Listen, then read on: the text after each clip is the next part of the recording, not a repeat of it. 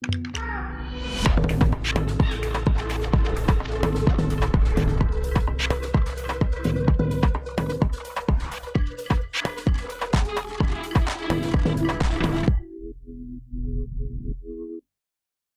than 60% of sales on Amazon come from independent sellers, like Sylvia. She started You Simply Seasoned to help people spice up their meals. Not to deal with shipping. So she turned to Amazon to take logistics off her plate. Sweet. Tunisian 5 spice. 5 spice high five.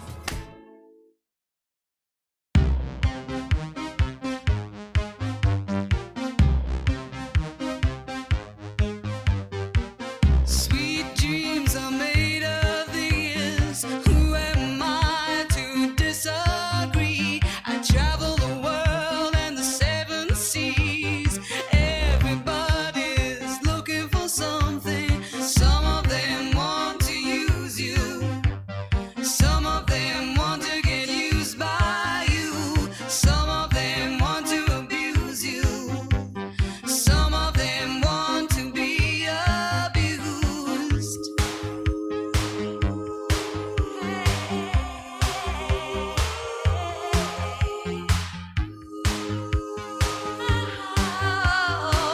Sweet dreams are made of this. Who am I to disagree? I travel the world and the 7 seas. Everybody's looking for something.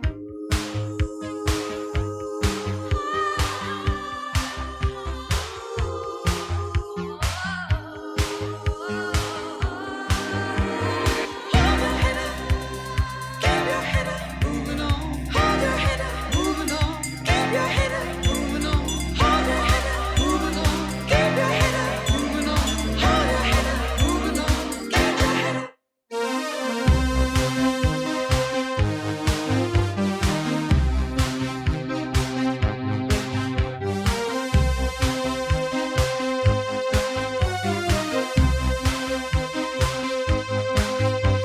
Some of them want to use you.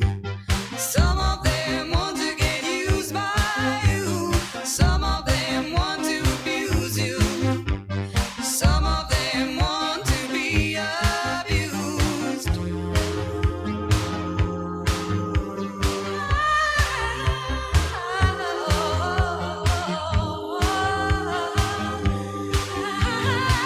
Sweet dreams are made of this. Who am I to disagree? I travel the world and the 7 seas. Everybody's looking for something. Sweet dreams are made of this. Who am I to disagree? I travel the world and the 7 seas. Everybody's looking for something. Sweet dreams are made of this. Who am I to disagree? I travel the world and the 7 seas. Everybody's looking for something. Sweet dreams are made of this. Who am I to disagree? I travel the world and the 7 seas. Everybody's looking for something. Sweet dreams are made of this. Who am I to disagree?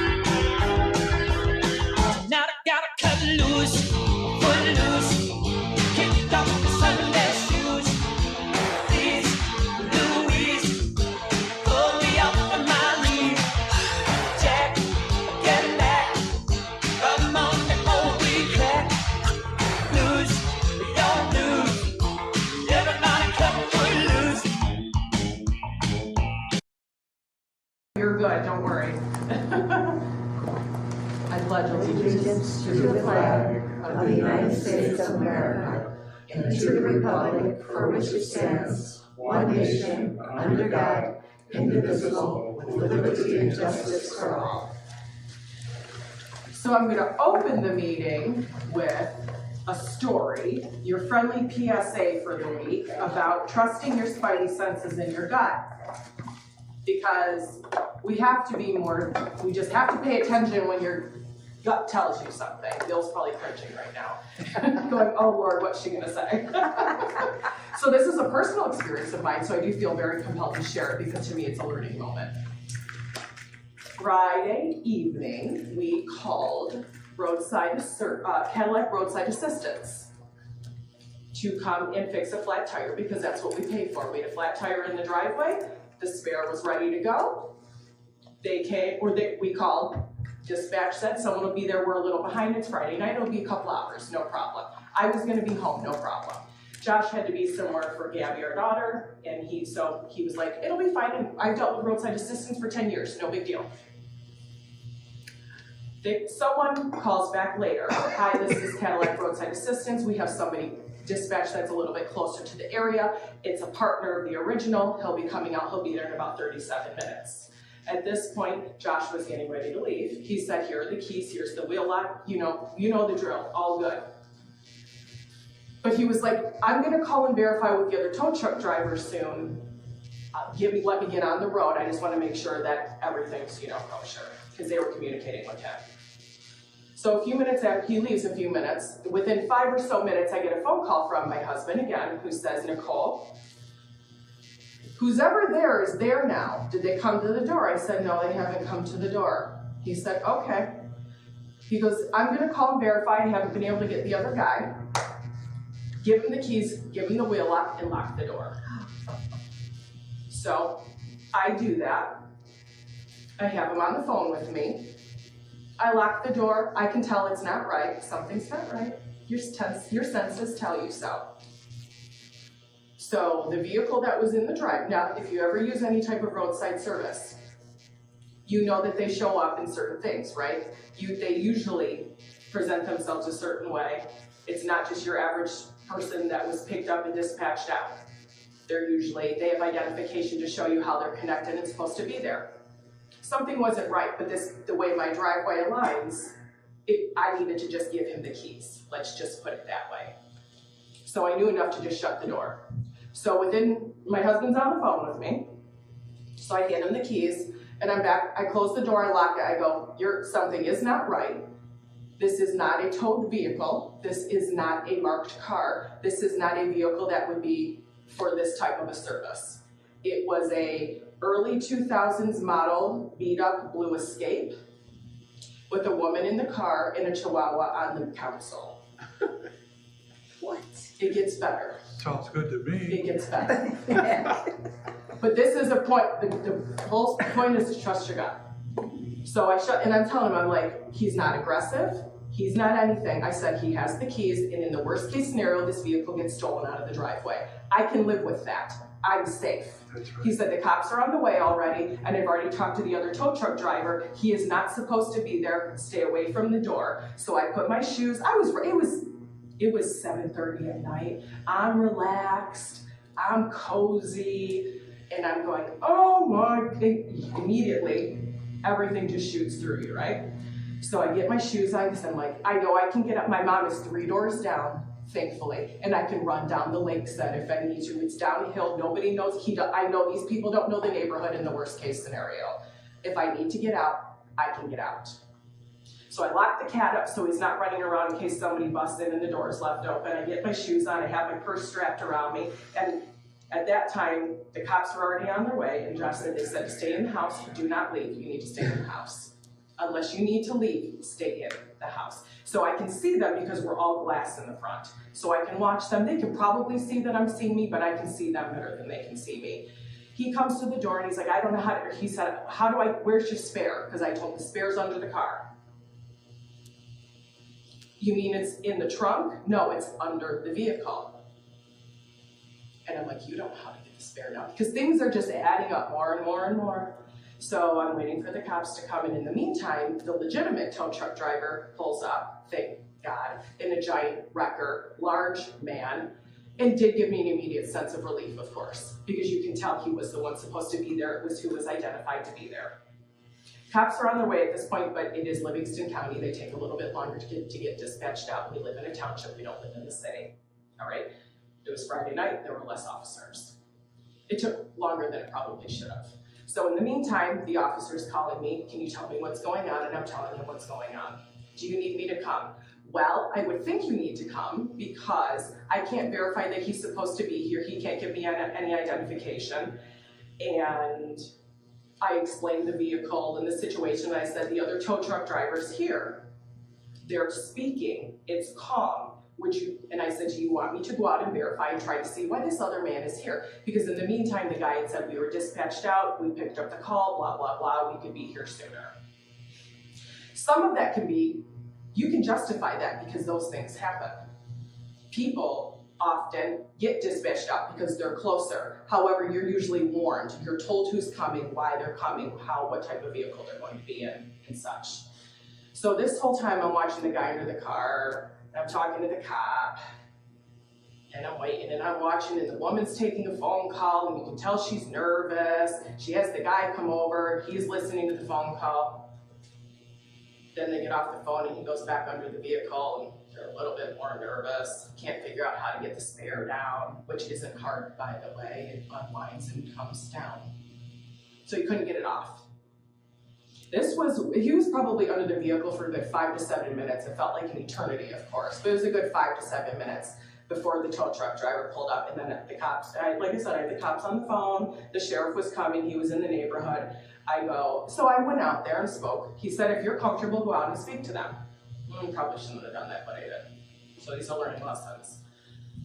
I go out and I'm saying, I'm very confused. There are two of you here. And I look directly at the first gentleman that showed up that wasn't supposed to be. And I said, why are you here? He goes, and he tried to explain the story again. He goes, the guy that can identify himself is here. He never got combative or aggressive. The guy that can identify himself is here. I'm going to go. I'm going to go so there's no issues. Don't worry about it. No hard feelings, no nothing. He just kept trying to politely get himself out of the situation. And in the meantime, I'm watching to make sure she's not popping in the driver's seat, things like that. Just watching when I was inside earlier. So the cops pull up and they're trying to verify if he's legitimate or not. The sheriff walks over to me and he says, he's legitimate, all is good. And I'm like, and in the meantime, the legitimate tow truck driver says, I cannot verify him. I have ran through, tow truck drivers have systems they run through because they repo vehicles. They can identify to match things or what they're supposed to be. He goes, I cannot verify one thing that this man has told me. He is not supposed to be here. I work for roadside assistance for many, many years. This doesn't happen. There's no way this could have happened. I am supposed to be here. I am the only one in this area on call tonight. Cops let him leave. They let him leave. We have a friend who is in a different type of law enforcement, a little bit higher up, that conflicts typically with local law enforcement, who's very involved in these types of things. We explained the story and he goes, oh, your car was going to get stolen. This is the new thing. They have hacked into these systems. They're higher level criminals, but they send the low level criminals out to lift the vehicles. What this criminal didn't realize, or person I should say, alleged, right? Because it's not proven, is Sounds like it to me. he could not have gotten out of our neighborhood very easily. It's a one-way in and out. The vehicle he was never going to be able to get that spare tire on. However, the point of the story is they let him leave. He's out there driving around. They do it according to this other type of law enforcement. This is very common. It is happening more and more. Local law enforcement is not very hip to it because it is so high level, they don't understand it. Which to us, we hear about these things all day long. Fraud, calls, this and that. We're used to hearing these things. Other people are not. This is a practice that is happening all over, and until they reach $1 million in vehicles lifted, nothing can be done about it. Now, do you know how many vehicles it takes to get to $1 million? Not as many as they used to. Right, but it still takes some time. Next time you call somebody, make sure they don't drive on an escort. Trust Escape. well, at that point, Pay with attention. where he was in my driveway, it was better for me to give him the keys. And I did, because knowing if that car got lifted, I can live with that, but I can't live with something happening to me. Thankfully, the kids were not home. I gave him the keys knowing it was probably going to get stolen at that point, but I was not going to argue that point for my own safety. Trust your gut. It is scary. If they're not supposed to be there, they're not supposed to be there. He was not supposed to be there. Nobody can explain to me why he was at our home. Nobody can tell me how these things happen because it wasn't supposed to happen. Did you get his license plate? I have everything. The phone numbers that we were calling, that called us, are all disconnected by the next day. By Saturday morning, everything was disconnected. Everything. The person that the woman was talking to on the phone, was my husband, because he was calling roadside assistance back what he thought. He was calling that cell phone, which was no longer in service the next morning. They knew the cops were coming because he was screaming because my life was in danger potentially. He was screaming at who he thought was roadside assistance. So thankfully, they understood they needed to get out of there. Which is why the urgency became so negative. They knew what they were up against, they knew the police were coming, and they knew that we're armed. Should have tried that with Joe Darwish. I don't know what I missed, but what did I miss? Our car almost got stolen out of our house, out of our driveway on Friday night because of roadside assistance. He wouldn't have get baited out. I'll tell you later. Your car? Yeah, Ask her Josh's. later. Trust your gut. I knew enough to know it wasn't right, and I knew enough to hand the keys over. Nobody needs to be a hero. They stole it from you personally? It's not stolen. It wasn't They stolen. tried to. The cops, it was stopped, kind of. But this stuff happens. This fraud stuff, hacking is all very real. And I'm not trying to scare you, but if it doesn't seem right, it's not right. Send them to my house. Give them my address. What this other law enforcement sector said is they'll never come back because it was too difficult. They won't mess with you again. How which do is you great. know that? Because I agree. This is just what they're seeing, thankfully. Right? They have plenty of other fish. They do. That guy probably did that. He said he probably did it 30 times that night. They just hit him, and if it's a hard thing, they just move on to the next. They don't They come to just move people, there's on, no move way out. on, move on. So just trust your gut. It didn't feel good to know that the car was probably going to get stolen, but that was the better case scenario, and there was not much I could do about it because of the situation. I wasn't going to be a hero that night. I can tell you that. Kevin. So they hacked your original phone call? They've intercepted the roadside assistance, not us. Okay. Yes, it's a larger scale. It's a much larger scale. A much larger scale. Roadside assistance is not taking this seriously currently, so we're elevating it further. It's not LaFontaine necessarily. You know what LaFontaine said? Well, why didn't you call the normal tow truck service we usually use? Because we pay for Cadillac roadside assistance, that's why. Right. Exactly. So we're elevating through there too, don't worry. Yes, they just lost their business actually. These are real things that are happening in the world, so just watch out. It's It not makes real sense estate because- related, but the point of the story is everything's compromised, everything's being done, and if you're not trusting your gut, you're doing a disservice to yourself and the people around you. I personally would have cleaned out my car and gave it to them. They're lucky my husband Dang didn't it. come home, or he wasn't home. He may not have left there, so which is scary to think too, right? That's scary to think too. You got a new car? It's pretty much paid off. I'm good with it sticking around. I've worked hard to do that. I would rather it stick around. But that was the worst case scenario, and that's okay. We can live with that. Everybody can. But if it doesn't seem right, it's not right. That's If your terrible. clients don't seem, and how we're wrapping this in, if you're taking phone calls and your gut tells you something, or you're meeting somebody and it doesn't seem right, don't be there. Do what you need to do. Leave. It's okay to leave. It's okay to not go. It's okay to cancel or postpone, and it's okay to bring somebody else with you if that makes you feel more comfortable. Safety is a very big factor right now. We So called a you all should go legitimate take your company. CPL. We called a legitimate service. We knew what we were supposed to be expecting, and that did not get delivered. I knew it was wrong. The police didn't do anything? No, they let him go. They let him go? Yeah, we're elevating that through Mike Murphy right now too. So, You got his name and number? sure do. The phone numbers are disconnected. It's got a license plate. Oh, the That's license right, plate. Oh, best part is, so it's a Texas license plate that's in the driveway. You know what he said his name was? What? I'll give you one guess. Jose. Dallas. You got his license plate number? I'll give you everything where he lives, everything, his family, everything. It's Texas. I don't care where it is. So I looked at him and says, oh, your name's Dallas? You have a Texas license plate. Oh, that's cheeky. Mm-hmm. How creative. Yeah. His name's Dallas. Mm-hmm. His name wasn't Dallas. Name was Austin. I left out the biggest, I left out an identifying factor on purpose. Because of everything that we endure every day with being cautious with how we speak, how we react, how we look at people. I did my best to not profile this person.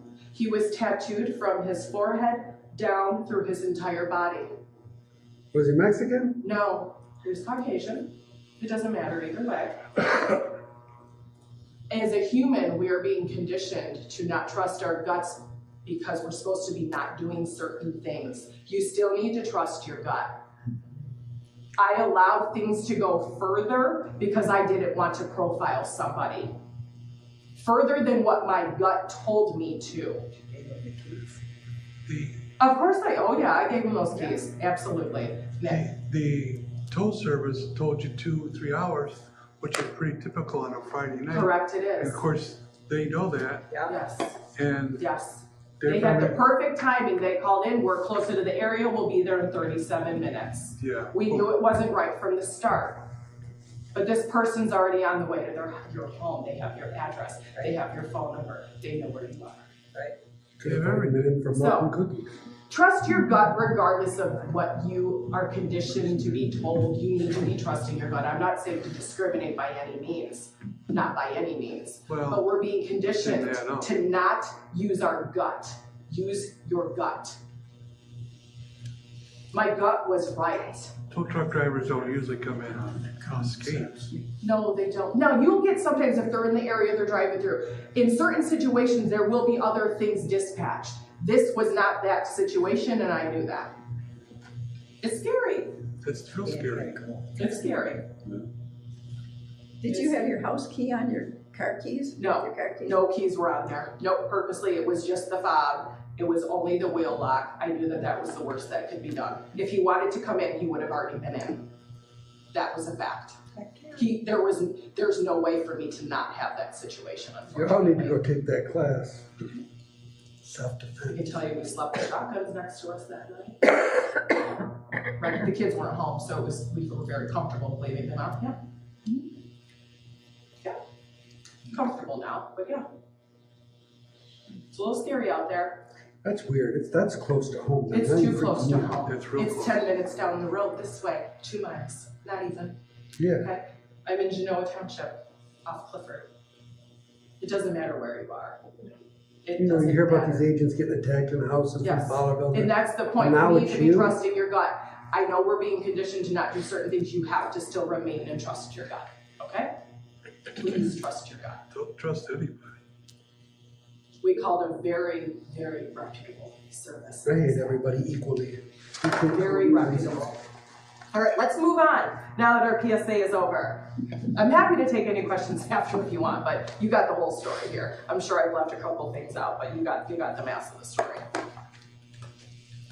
All right, so reminder about the golf outing coming up with Remax of Michigan at Hawk Hollow. It is Tuesday, June 18th, so it's just in a couple weeks.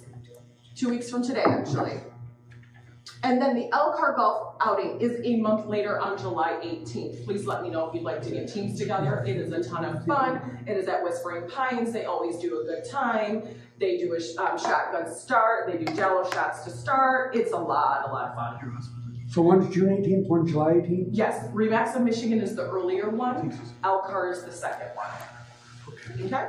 I don't go. Those emails from Alcutter have been coming out pretty consistently. And we are whole sponsors there like we are every year. We've got 6 signs out there. We love to represent.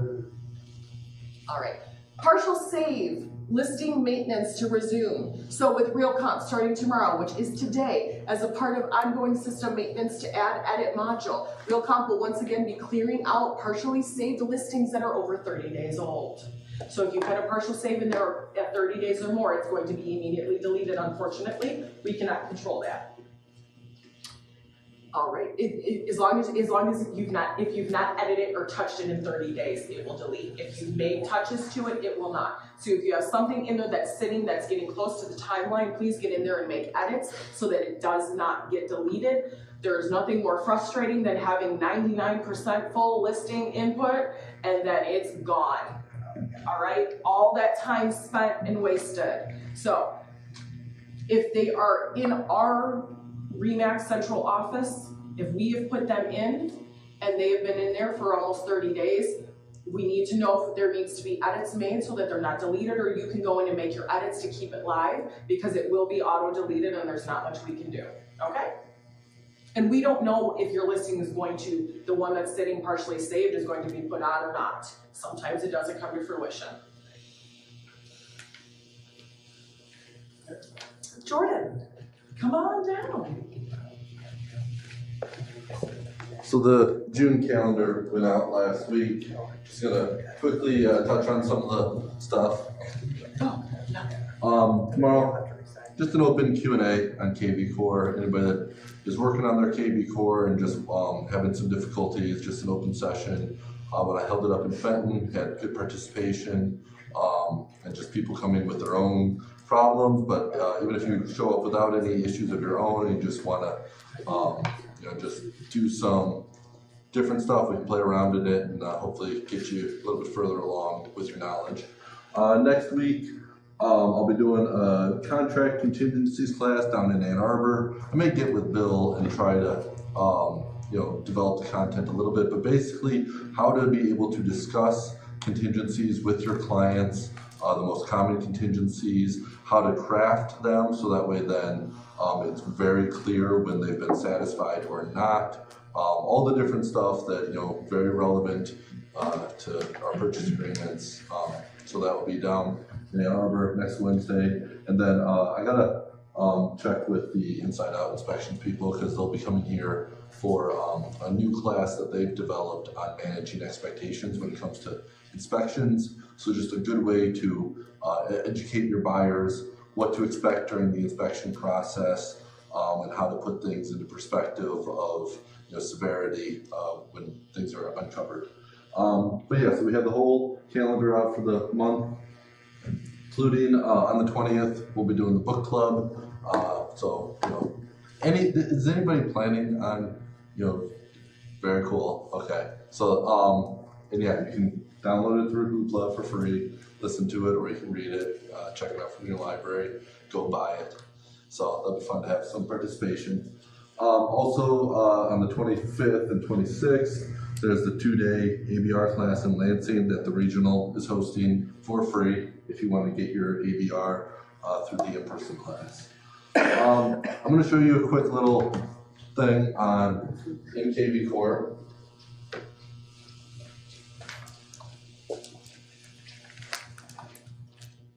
This is a very simple task of when you have your contact list and you want to, the example I'm using is birthdays.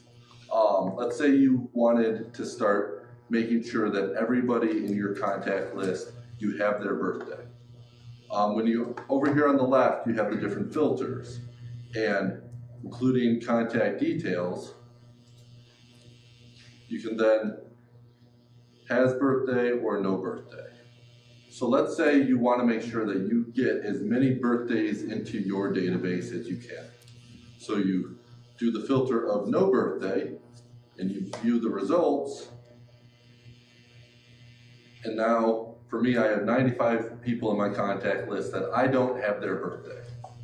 And if I want to, make progress on this, I can save this filter, this button here, as no birthday.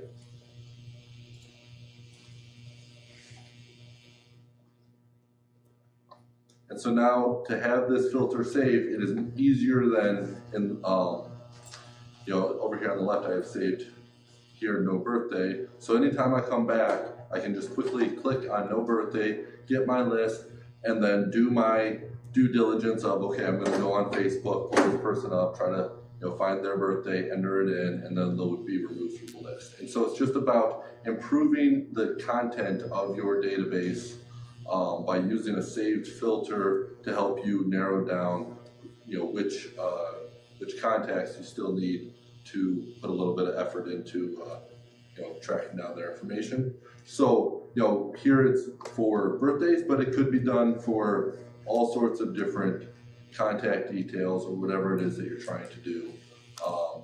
Just teaching you how to save the filter so that then you have it over here in the top left as a quick search later on. So that was just a 2-minute KB Core tip if anybody is interested. Yes? Did you go to agent? So I just went to my contacts. Yeah. And now even here I have the birthday here. Okay. But just by coming here to all my contacts. And then you went to what? And then I went down here to contact details to set a filter. Okay. Over here are all the different filters that you Okay. Good. And so then when you do the filter, you save the filter, you end up with a quick link to that filter. Good idea.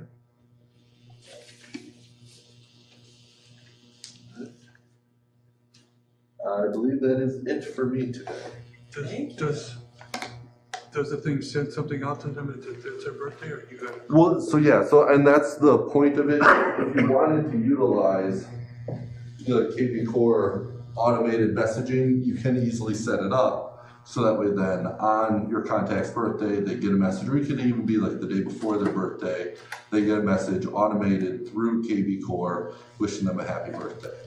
And so if you turn on that feature, then all your contacts that you have their birthday information, they'll be getting notified. And so then this is a way to improve, to figure out, okay, which contacts do you still need to track down their birthdays in order to include them in that automated messaging. Questions, comments? All right. Thank you for that. Appreciate it. KB Core is actually really, really great. Oh, no worries. All good. It's really, really great for this stuff. The filters are designed to make your life easier. You can pretty much isolate any type of filter that you have set up or that's pre-set up. I encourage you to dive in, to use this. I encourage you to get comfortable with it. It is not going anywhere. It is our new reality, and it is a good reality if you're willing to dive into it. It will make your life a lot easier and more productive. All right?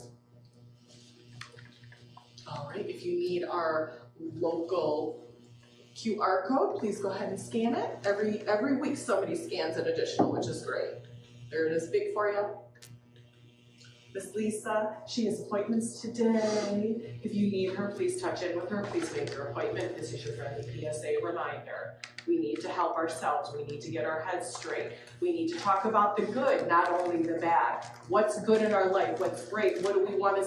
What's our 3-month goal? What's our 6-month goal personally?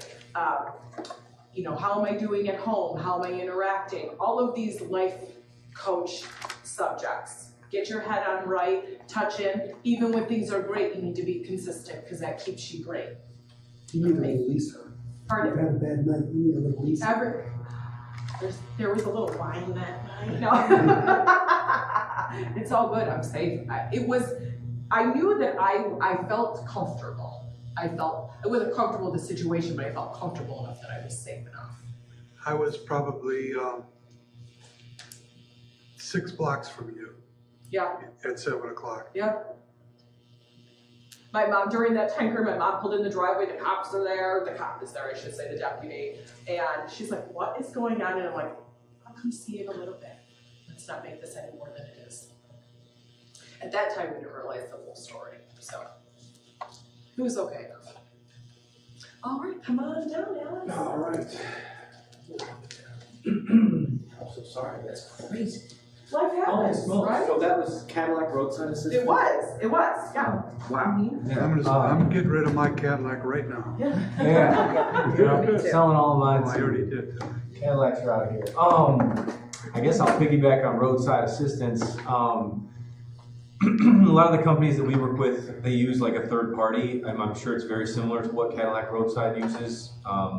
Something to the effect of, there's a service in India or something or wherever, and they try to, pair you with a local tow shop that's in their network and blah, blah, blah. So if you're using your car insurance roadside assistance, which obviously a little bit different, but I always just encourage you to call the nearest tow truck, get them out there, get your car to where it needs to go, and then just send me the receipt, get yourself reimbursed. Because honestly, it's not worth waiting there for 3 hours for a roadside assistance. I mean, especially in the instance where you're on the side of the highway or something like that. Like 30 minutes. Call the local guy, get them out there, we'll get you reimbursed. It's gonna be a much more simple process. I know it stinks to have to come out of pocket when you can pay for the service, but it certainly makes it a lot smoother. And absolutely, and if you're calling someone off Google that's got a local shop and you can see their trucks and they've got the signage and all that stuff, it just makes things a lot more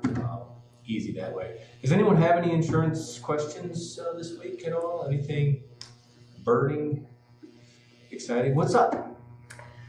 I've been showing some houses downriver and they're bad. Anyway, Sure. In order to insure a house, you have to have a functioning kitchen, correct? It has to. You have to have a sink. For tradition. I mean, I guess I've never run across someone that doesn't have a functional kitchen. I suppose I guess where They have running water. They don't have running water. Good luck with the mortgage. Yeah, I guess that would be my concern. What is the intention to live there? So it would be like purchase it, we're gonna do some renovations and then eventually move in. Yeah, there's certainly policies that we have that we can work with that way. So Bacon Express is a company that we work with. It's really nice. They do like a 3-month, a 6-month, or a 12-month policy. So it's like, we've got, say you're buying the house for $50,000 or something and you're gonna put 30 grand into it. We can cover that, your investment essentially, right? So it would be, we're gonna cover it for the 50 grand that you're putting in plus the 30 grand in renovations. And once those are complete, we can cancel the policy and move you to a traditional, HO3 or HO5 policy that way. Yeah, so that's definitely something we can look at. Yeah, any kind of renovation loan is gonna require insurance, so. Yeah. A lot of those renovation loans have huge problems, roofs, kitchens. For sure. So a lot of times, like I do quite a few of those with people who flip houses, or something like that, where they're buying something for cash because the people who own it, no longer want to maintain the property or whatever. And they're going to put some money into it, and they're going to flip it or sell it or rent it out even eventually. So we do those sometimes, yeah. But yeah, that's a tall mountain to climb there. I feel like it's a lot going on. Yeah, because I knew the mortgage part might be an issue, but when we're supposed to contact the insurance company, like right from the get-go, in order to get you out there to get it, all that, because they were taking so long, I was just wondering if insuring would be an issue. Yeah, I mean, I'd certainly want to see the property too, because it sounds like if there's not running water, the chances are there might be other issues on the exterior, I mean, I would just imagine that things might be dilapidated or something like that, so that would be something I'd want to look at first, but yeah, we could definitely see if we can make it work, Otherwise, yeah, not a whole lot from me. I will be around for just a little bit today. I do have to take off and head back up to the Flint area. But otherwise, yeah. Oh, little schedule change. I'll be here on Tuesday and Wednesday moving forward, and then Zach will be here Monday and Thursday. So we're going to be skipping on Fridays. Sorry, we just love our 3-day weekends. Yeah, we're just going to take If you want to see us, you can probably find us down at Majestic. No, I'm just kidding. But yeah, either way. Anybody else? Anything? Cool. Rock on. Have a good week. Thank you.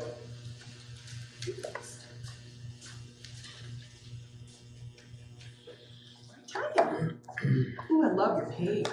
Thank you. Buds. Great. Pinky Descadero. The good old days. Remember that when TV used to be, like there used to be regular The TV best. shows that you'd follow every week, and now there really aren't TV shows anymore? No.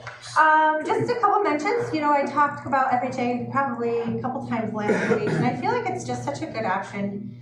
And I would just give an example from yesterday. I have a borrower who I did a pre-approval for, and I did both conventional and FHA, and his agent is Jenny Ebner. And with the purchase that he was looking at, the house didn't seem to have any issues that would not accept FHA, just the seller didn't have it, or the selling agent didn't have it listed as accepting FHA. So she talked to the agent, and ultimately they said yes, they would take FHA, which is fantastic because this buyer is a divorced man who's trying to downsize, lower his bills, and his credit scores are not great. He still has student loans in his 40s, and he just has a lot out there. And it's not that he's had bad payments, he just has kind of a little bit of a challenge, long list of items on his credit report. So his credit scores are in the 660 to 679 range. Interest rate for him, 6.25 with FHA. With conventional, over 8%. It is a huge difference, so it's very, very, very, very important for us to take a look at what options are. And I do that with every one of my clients. You know, I say that, you know, your options are RD or VA or FHA or whatever, and tell them why. And ultimately, I do a lot of FHA and conventional approvals for people and give the realtor both of those. And, you know, we hope that perhaps they could go FHA. And FHA just loosened this past week. They loosened their gift money requirements as far as documentation. It was a little bit harder on FHA loans because you had to get the sellers, or excuse me, the donors' bank statements, and we don't have to get the donors' bank statements anymore, which is nice. So it's, I think a lot of donors, parents who tend to be the primary source of don't want to give up their bank statements. So that just loosened up. So that's nice. But yeah, I just think it's a good way to get people. You know, I was reading the article how progress has stalled on inflation, and the Fed saying that their 2% goal is, you know, not even in our ballpark right now, and everything is now saying, you know, where are rates going to be in the next year and a half. So if rates continue to stay where they are, which if I were to guess and everything I read, I don't think we're going to get better mortgage rates this year, maybe not even part of next year. Right. But if you can think about the other options, FHA could be the band-aid. Take a loan product that you wouldn't typically take. This gentleman who I'm doing FHA for is putting 10% down. It's not that he doesn't have the money. But it is an option to get you into a lower rate. And what's happening right now is on some of the lower loan amounts is a little bit different and unique than what we had seen in the past. They're doing what's called inverted pricing. So people who borrow $80,000, $100,000, $150,000, they need the interest rate to drop significantly to make it make sense to refinance because their balance is so small and the payment change is so small. So a lot of investors, big investors who buy off mortgages from all the other lenders that we work with, they're doing what's called inverted pricing, where they are now giving an advantage to people who are doing lower loan amounts, because if that's the case, they're unlikely to pay them off in the next 2 years. So they're giving them lower rates, knowing that they're going to keep those on their books. So those $300,000 and $400,000 loans, as soon as rates drop, you know, 0.5%, those people are going to be looking to refinance. So they're not giving them as much of a break, knowing that they need to make some money up front on those deals. So it's interesting, and I think that you need to work with people who know what they're doing in the mortgage arena. I have a deal going with Janine Spencer right now, and I have a deal that I lost with Janine Spencer. And I'll tell you that on a Saturday night, this man needed a pre-approval. He's a 70-year-old man. Of course, we were not home, so I ran home because we were only 2 miles from home. So I ran home and did his pre-approval. Never heard from him since. Texted him, called him. He lives half a mile from here. Janine tells me yesterday, it's the worst decision he ever made because she saw his quote that he got from his lender, higher costs, higher rates. The man does no technology. And now Janine goes to his house every other day when the lender asks for more documentation, to get documentation, to scan the documentation, to send it to this lender in Warren. I'm right here. and I was a lot cheaper. People don't ask the questions. Maybe they don't understand. I called, text, emailed him, just tried to get him to communicate with me, because on that Saturday I said, I really can't give you a definitive rate. It's Saturday evening. Yesterday's rate was, we can discuss rate options, when the market opens on Monday, and if your offer's accepted. But he never spoke to me again, so it was okay. He just needed his pre-approval to get his offer in. And I ended up telling the listing agent, she called me and asked me, hey, did you order the appraisal? And I said, two things. One, we didn't need an appraisal. Two, I've never heard from the guy ever since. And I don't ever like to do that to you guys, because you guys have presented an offer with a pre-approval letter, and I don't ever like to say like, oh, guess what, that pre-approval letter with me was a sham. But I had to be honest with her and say, I haven't heard from the guy. But I did tell the agent, don't worry though, he's really qualified. He's got a huge down payment, he's got good credit. I said there's going to be no problem with his financing. It's just that he elected maybe to go with someone he knew or a friend of the family. I don't know the story, but I don't think you'll have any problem with his loan going anywhere. But we didn't need an appraisal on the deal, and it's been over 30 days, and they're nowhere near closing or clear to close. And I'm like, I had told this agent, we'll be clear to close in 7 to 10 days. I mean, without an appraisal, but the challenge would have been the fact that he doesn't have technology, and if I needed him to sign something, he was going to come in here and sign it or whatever. But yeah, it's just baffling to me that people really don't know or don't understand or don't ask questions. Had he asked me questions or said, hey, because I never even gave him a full estimate, like, hey, will you look at this and tell me because my son's friend said, or whatever the story is. It's just kind of puzzling to me. So for you guys, use caution and also try to be, and I feel like that's my role, like try to be the person who educates. And I obviously didn't do a good enough job of that with him on that Saturday night to have him desire to talk to me again. But I thought I did, and Janine thought I did, and we did a conference call, and his wife called me back, and she was happy that I changed my schedule and left my event to come home and help them out, and then did not hear from them again. So I just think that people get things in their ear from lenders who are so desperate for business, and then they don't get what they were told, and it just doesn't go down the same road that we hope that it would go down. So anyways, back to the original story, FHA I think is really great because you get opportunities for lower rates. Yes, there may be some repairs. I continue to see the common repairs, peeling paint. The buyer pays a re-inspection fee of $150. So when you're doing a home inspection, if you notice peeling paint, it may be something to discuss for it to be done before the appraisal's done. Because I know oftentimes as an agent, you'd like to say, well, let's wait for the appraiser to point out any problems with the home. But then that also ends up costing the buyer more money with a re-inspection of $150, or if it's a rural area, $250 because people don't want to pay $6 in gas to go out there as an appraiser. So. And that paint probably costs less than $150. I know, yeah. Hi, Margaret. So, go ahead. Okay. So, did I interrupt? I'm sorry. No, you're fine. So the FHA has PMI, but that difference in interest rate, FHA PMI is way less than conventional PMI for those lower credit scores. So he would have PMI on his 10% down convention. Yep. He would have PMI either. However, I've even had people put 20% down and have a better payment. So in this case, this purchase price was only, I think his purchase price was like $229, I think it is, $229.9. But his payment difference was like $280. The PMI was much less, and of course the interest rate was much less. So. What's the income? What's the maximum income you make? FHA doesn't have a max income.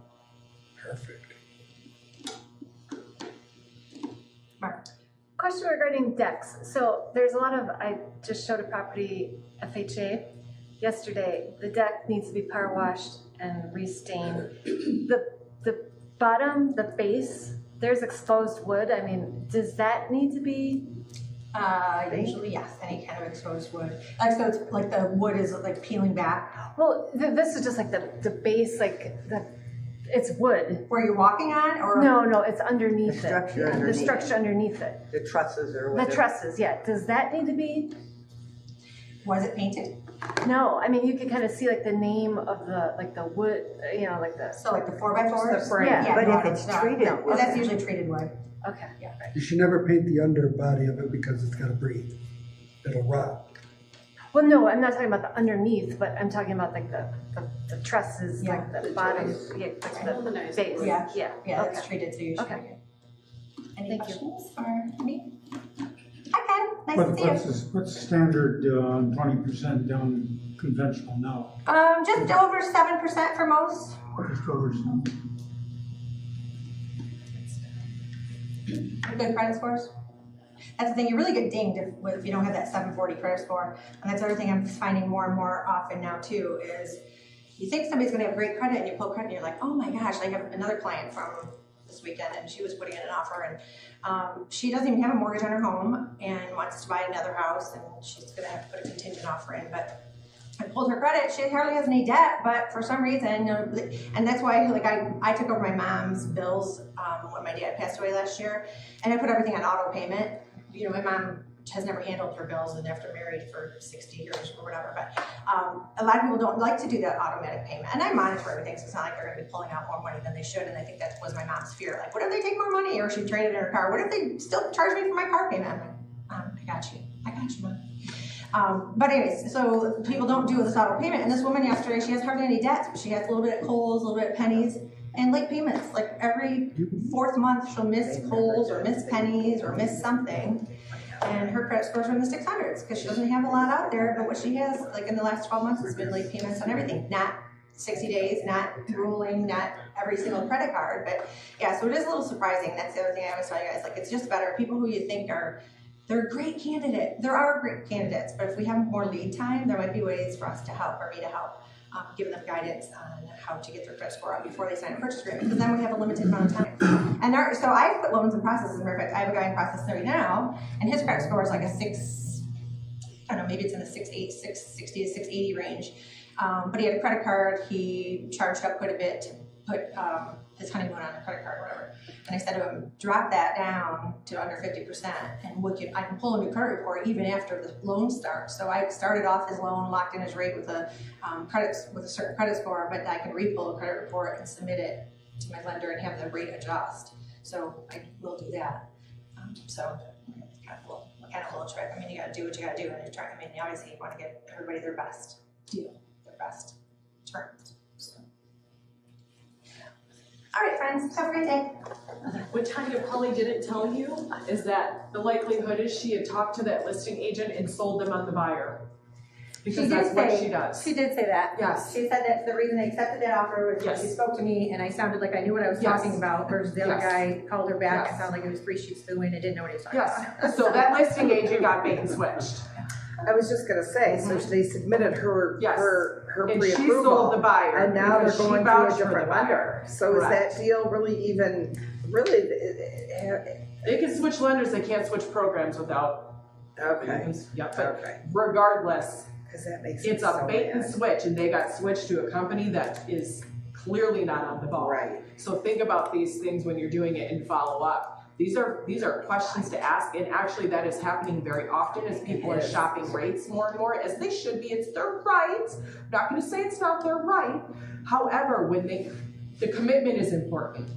Work with who you know. The commitment is important. Support who you know that is going to get the job done. She took the time to do all the things, right? This is not anything negative towards the agents. Agents have very little control over this sometimes, but this is an education process.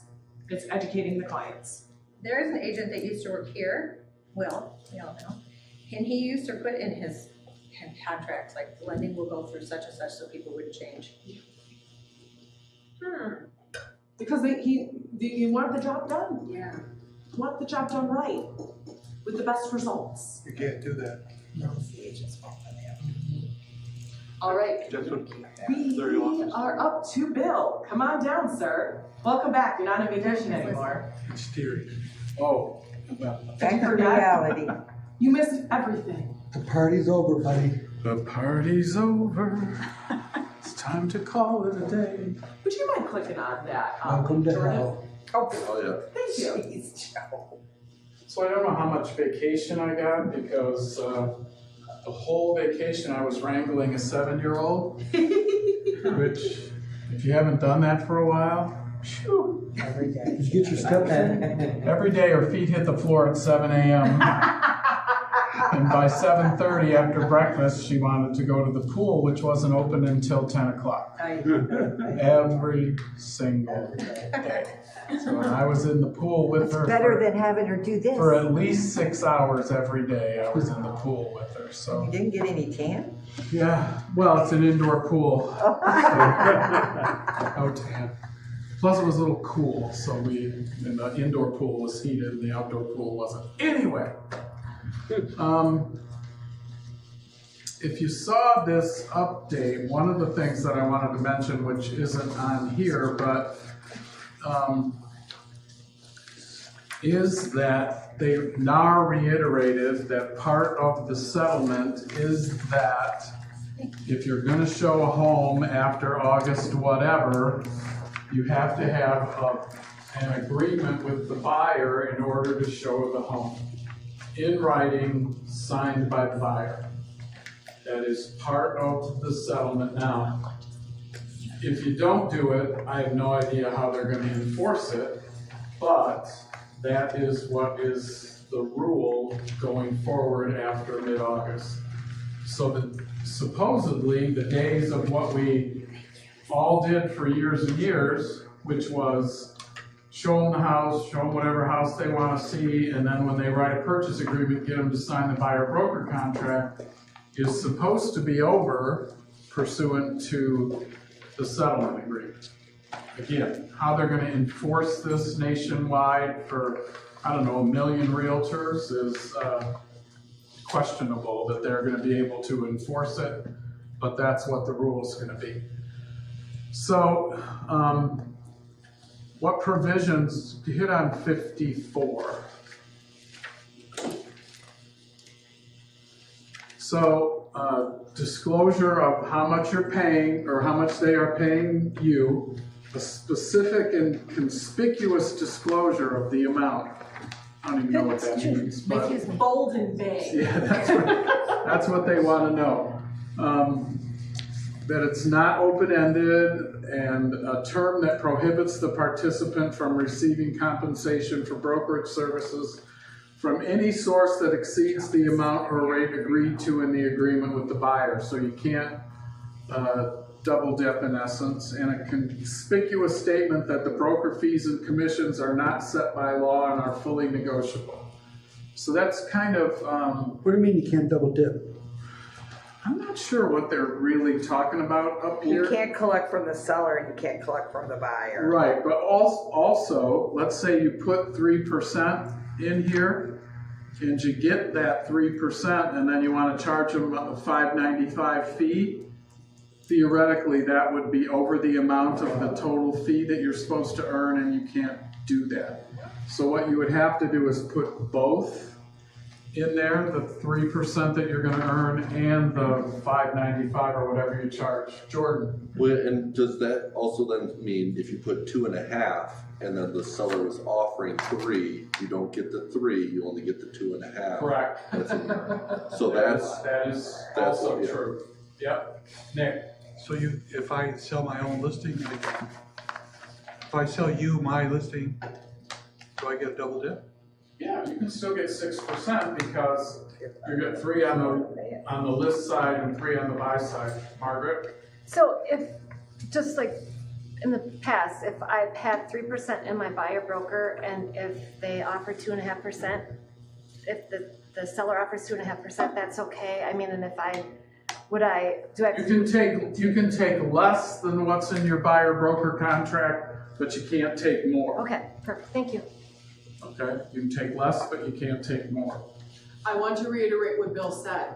If you have 2.5% on your buyer's agency contract and they're offering 3, you're getting paid 2.5%. Yes. Hear that loudly. Yep, Jordan. So, in theory then, like, as the status quo is every so often a listing agent would offer an extra bonus to buyer's agents to bring in, but that practice is not going to pretty much exist anymore because few people are going to have built into their buyer contract the ability to accept bonus. Correct. Can I play? Are we allowed to edit them? Yeah, I mean, now again, enforcement is a whole different question and issue. And who's going to police all this stuff has yet to be determined. But if your buyer broker contract says 3 and the bonus would take you over that, you're not getting the bonus. Can we write on the to contract? this. But you could edit your contract. You can edit your contract. It has to be specific and conspicuous about what you're gonna charge them. So you could see that there's a bonus and add on the And contract, tell the To client, hey, include. I'm adding this on because. but you have to have it initialed and dated, of course. Yep. But you could add to the contract, The- seller is offering agent bonus to be paid upon at closing so that it's covered, correct? You could do that. But then your buyer is probably going to say, well, can't I reduce down my commission that I'm paying you? I would. I know this is a lawsuit, whatever. Could another president theoretically get rid of all this crap and go back to normal? He's This is still, our world. he's still holding on. This is our world right now. Yeah, It's either that or a civil war. it's being settled in court, and so a new president could only change Your the bill doesn't do Department of too well in court. Justice's involvement. But a judge has a hold of this now, and so it would be very difficult for him to unwrap what the individual judge is doing. Nick? Can I write on my listing 3% CSV for an offer at full price? I'm gonna go kill everybody. You're not, no, not through real comp is the answer. You Not can't. through showing time, not through real comp, not through any extension through there. You all know now what it's can- like to be a financial advisor. Yes. Enjoy. This is one. Sorry about that. Glad you're back. I'll get you set up upstairs when we're done. Okay, could you put $5,000 bonus to selling salesperson? You're not allowed to offer buyers compensation through the multiple listing service or showing. But through Zillow, you can do all that. Zillow, you can do it, Third your party own websites. website, you can do it, Facebook, you can do it, I mean, you can put it can't do it anywhere else for real You can want text to, them, you can, except real comp. I can call Bill up and say, if you sell that house, you're gonna get 3.5% or whatever. Now I don't like to mention names, and this is gonna blow Nicole's mind that I'm gonna do this, but our good friend, Jeff Glover, is telling his people to do 4% and offer 0 out. Now, Really? now. yeah, that's. So now let me ask you a question, my good friend realtors. What do you think is going to happen when you show Jeff's listing and you call him and say, "Hey, are you going to pay a buyer's agent commission?" What do you think his response is going to be? No. He's either going to say no, or he's going to give you 1% and keep 3% for himself. Right. It's legal, right? It's legal, totally legal. So, But the question becomes, how popular is he going to be in the realtor community because he's doing that? And he's doing it now, 2 months before the law changes. so if I'm Now, offering, he's a very smart and astute businessman. He's been very successful in real estate. But I question this move hard, you know. But that's what's going to happen. It's either going to be, he'll say, sure, you bring me a buyer, it's going to be 2-2, which also puts further pressure down on commissions. Or he's going to say, yeah, I'll give you 1%, get the rest from your buyer. if I'm offering 3% on one of my listings, I'm not doing business either other way. And a Glover agent calls, yeah, I'm gonna give you $100. Because it's fair, right? I can give my people What's good for the goose is good for the gander. amen to that. Good luck with them trying to. But But look what this is gonna do. Correct. We Right. isn't a better way in your realtor community is to do what you've always done. Right. You know, have the 3% listing on RealComp. You're not going to be able to offer any buyer's commission, but you're going to convince your seller on the front side that, hey, if I get this call from a buyer's agent, it behooves us to pay them 3% so that they show your listing, blah, blah, blah. I don't think this is playing It's not nice gonna in the sandbox, and we'll see how long he sticks with it. Nick? Bill, I'll bet anybody right now that that's gonna be more the norm than the not norm. Yeah. You're six, Well, you It could very well be that way. You're not gonna be able to compete, because him and every other wise guy is It gonna could do be that way. And it's And gonna if go we to don't show 3. it, they'll just call him. Here's the thing, you're gonna provide the same great services you already have. Yep. You're gonna continue doing what you do. You're going to explain why you have value. You're going to prove why you have value. We tell you this so that you're aware of certain And if, business you know, practices. if you're a buyer's agent, you need to be aware of this stuff. You have need to to get start, contracts. you know, preparing Buyer's yourself, agent, you gotta go making phone calls. You know, when you're gonna show a house, you need to know what you're gonna be paid, or you're gonna work for free, or the buyer's gonna pay you, but that's gonna be sketchy. What if your The buyer's Zillow says pulling up that 3%? cash. What if your Zillow says you're paying 3%, Yeah, but a Glover agent calls me and I said, yeah, I'll give you $100? You have no if you offer it anywhere, you have to honor Yes. Oh, see, you didn't left that out. it. Yeah, if you offer it anywhere, you gotta, If they you gotta have it in honor what writing. you put out there. They So accept. Zillow doesn't mean anything. Zillow could put, Do business as you do They to take, get your they take you contract to signed. court.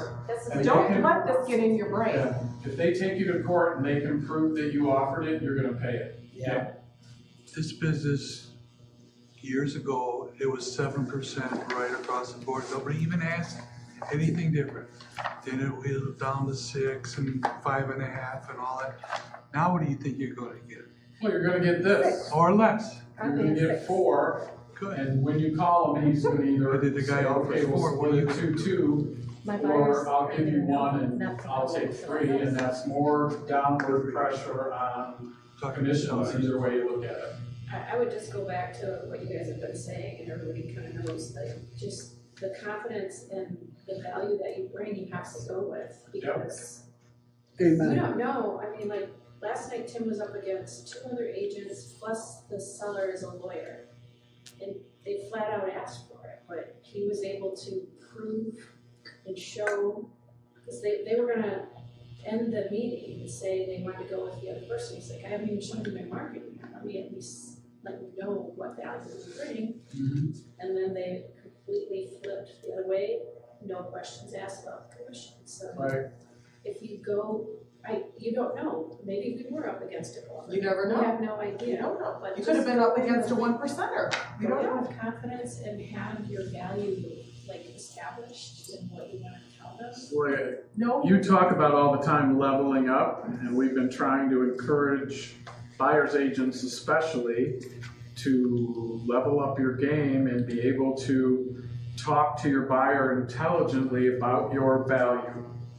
And that's the way that you're gonna end up being paid by your buyer agency contract, is if you can prove to them your value, then they're going to fight for you when it's time for you to get paid. But hopefully the listing, like Tanya brought it up last week, it's much more, if not more, a listing agent issue. Yeah. Yes. Absolutely. To maintain Yes. that, don't go in with the Glover mindset. So Right. that's just stupid. You are a RE/MAX agent. You have experience behind you. You have your brand behind you. You have your brokerage behind you. You have your interior community behind you. They know who you are. You have value. If you are not confident in your listing abilities, let us help you get more confident to give that message out, to prove your value and show your worth. Tim won last night against, those are hard, but it is not as hard to overcome as people think. Most are overcoming it, and if you can't get there, you don't want that client anyways, because they're gonna be difficult from start to finish. They're gonna fight you on every avenue. And I would say learn from, like, when you come up against it, because we did already as a buyer.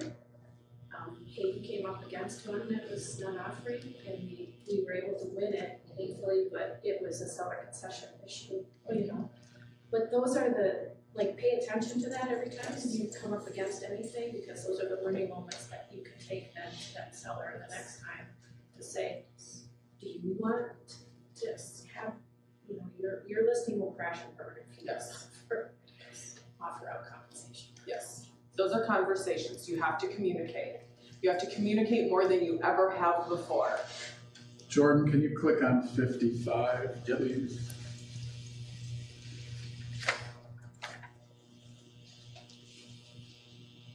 So how do you, so I love this. They're saying that even though you're not offering compensation through the MLS, that MLS is going to enforce the fact that you have a buyer's agreement. I have no idea in this world how that's going to work. Are they hiring a bunch of agents? Well, yeah, and we'll see, I guess is my observation about that. I don't know how they have the staff or the ability to enforce that. They can't enforce it now. Jordan. Last week, the Michigan Realtor people were hosting an event with the RE/MAX in Michigan, and during the Q&A, I'd asked if our buyer contracts are still confidential, internal documents that we don't have to share with the listing side, and they said yes, that we have no obligation to give them our buyer contract. So that is one step off in being able to enforce the fact that you have a written agreement, right? If you say it, it's true for all intents and purposes, because the listing agent doesn't have a right to get it from you. Yeah, they are entitled to the agency disclosure, but not our agency contract. Now the question becomes, is something going to change in Lansing that says that, the MLS all of a sudden becomes this enforcement arm of the people at Lara who enforce the real estate rules? We'll see about that. They haven't done that yet, and that would take new regulations, new laws in order for them to be able to enforce this settlement. It's not out of the realm of possibility, but they're not working towards that. Is there a legal path to get back to normal, like how it is now? Is there some legal path that somebody can get back to normal? This is your new normal. This is, there is. That's gonna change.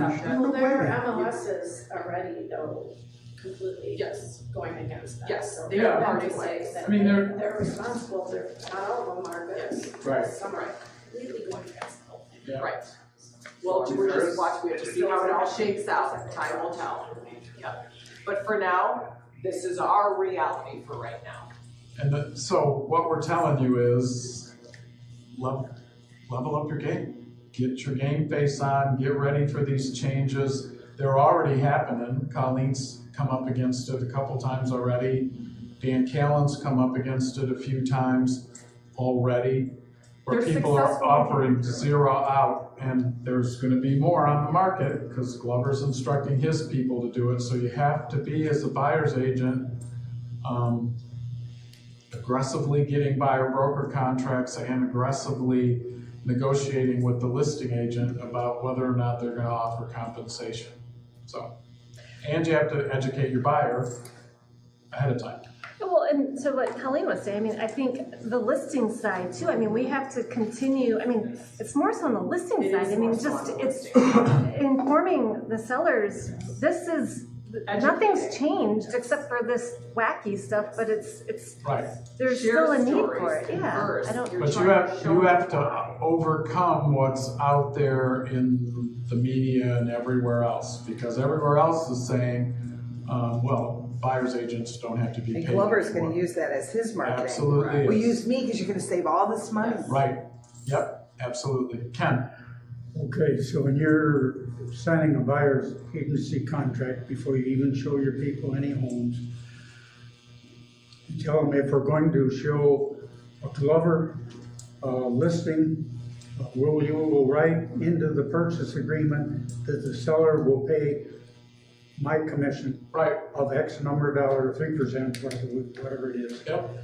You can put that right in the purchase agreement to them, and then it's up to them, to that side, to whether they go along with it or not, if they really want to sell the house. Correct. They probably won't present the offer. And there is, we can't control that part. They're supposed to legally present all offers, so. But you have to let your buyer know this is the situation. Yep.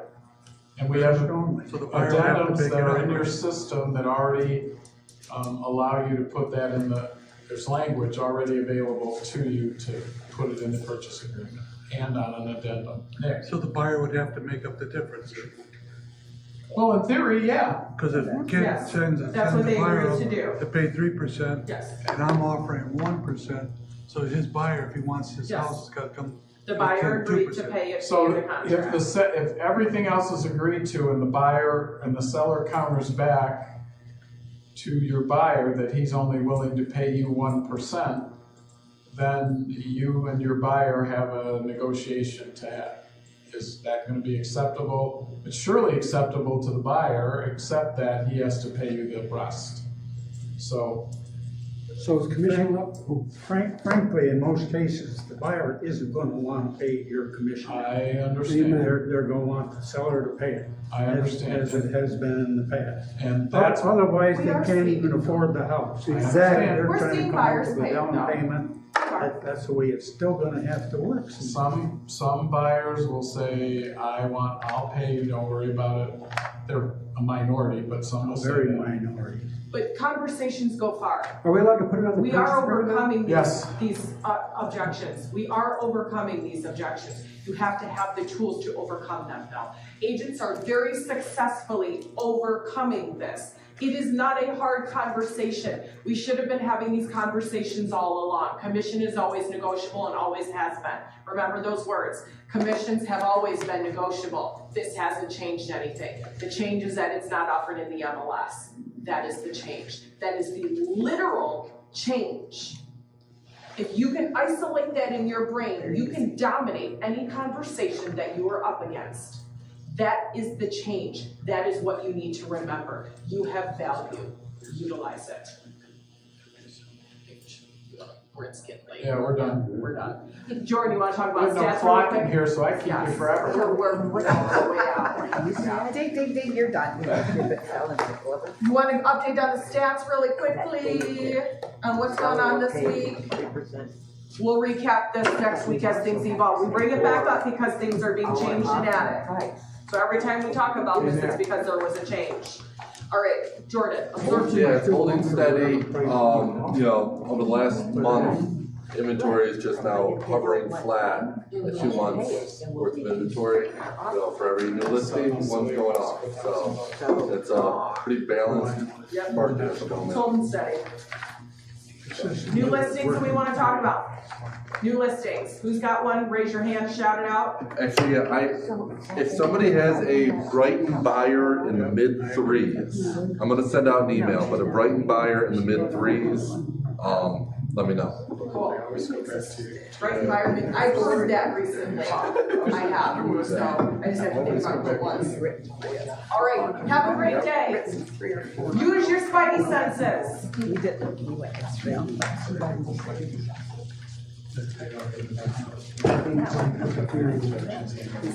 It goes like this, because you're not standing here, and I come out and take care of it.